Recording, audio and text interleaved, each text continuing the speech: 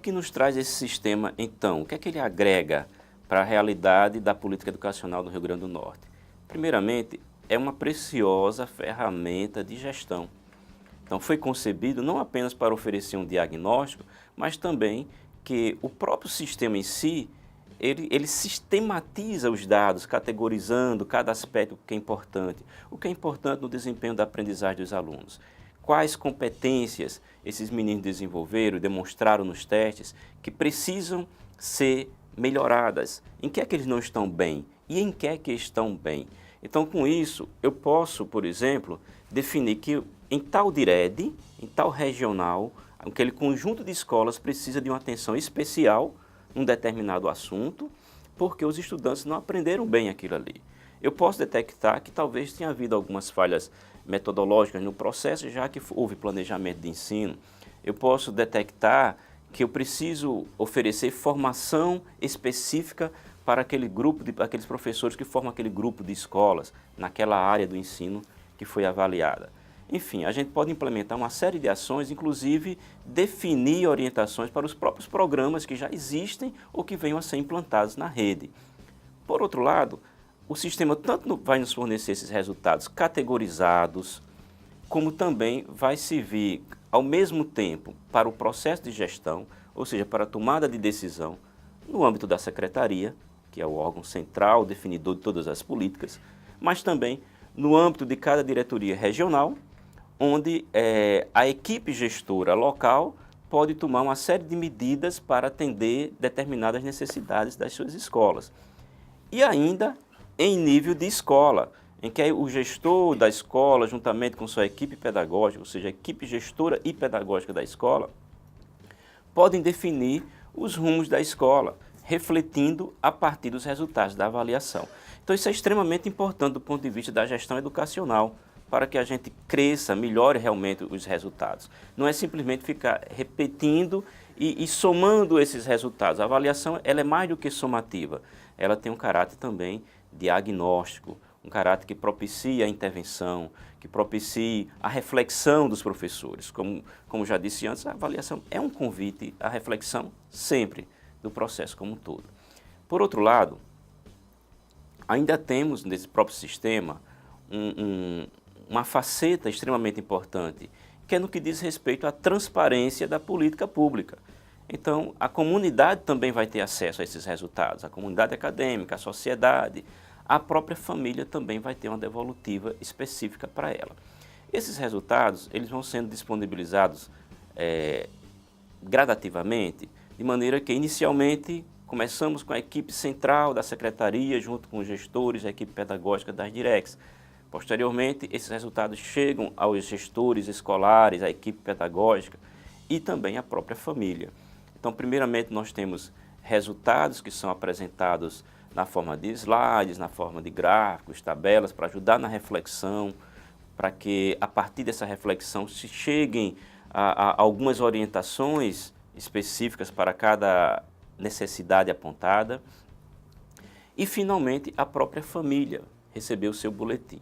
Então é interessante observar que esses resultados primeiramente estão sendo produzidos dessa forma, entregues dessa forma, e logo em seguida, no início do ano letivo, serão recebidos também por cada segmento desse relatórios específicos.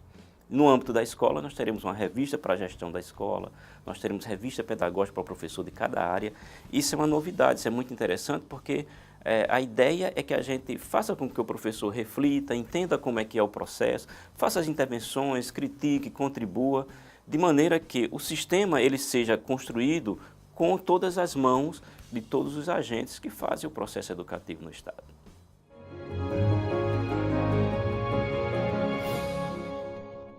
Uma avaliação como essa, do CIMAIS, ela, assim como qualquer outra avaliação em larga escala, precisa ter instrumentos bem definidos para que se obtenha aquela coleta de dados que se espera ter, uma coleta de dado fidedigna, bem qualificada, que permita a análise estatística adequada, a análise pedagógica que permita uma devolutiva da interpretação pedagógica dos resultados para que o professor entenda qual a sua participação nisso aí.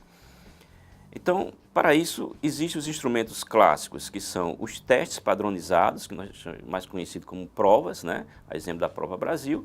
Nós temos, em nível de avaliação da aprendizagem, o que nós convencionamos chamar RN Aprende. Seria o correspondente à nossa Prova Brasil, ou seja, uma avaliação da aprendizagem. É o teste padrão que é aplicado aos estudantes. Então, esses instrumentos, nós temos avaliação. Temos cadernos específicos para a língua portuguesa e matemática, que são aplicados em um dia, e temos um caderno de ciências, ciências humanas e ciências da natureza aplicada no segundo dia. Além desses instrumentos, há também questionários contextuais que são aplicados, questionários da avaliação do desempenho docente e profissional, questionários da avaliação institucional e também questionários do próprio estudante, de natureza socioeconômica. Então, esses questionários em si, eles trazem, primeiro eles permitem a gente fazer uma avaliação da totalidade da rede, de como o sistema está funcionando, ouvindo todos aqueles que estão envolvidos no processo educativo. Então, a natureza da avaliação é autodeclaratória. Não há testes cognitivos, por exemplo, para os professores.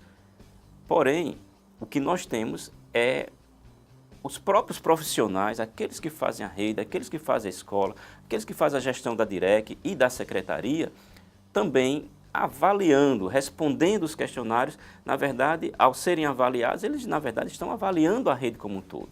Então, esses dados serão todos cruzados, cada um com sua pertinência, cada instrumento desse dá uma informação diferente. Você ouve o estudante sobre um determinado aspecto dessa avaliação, mas você também ouve o professor, você ouve o gestor, você ouve outros agentes do processo.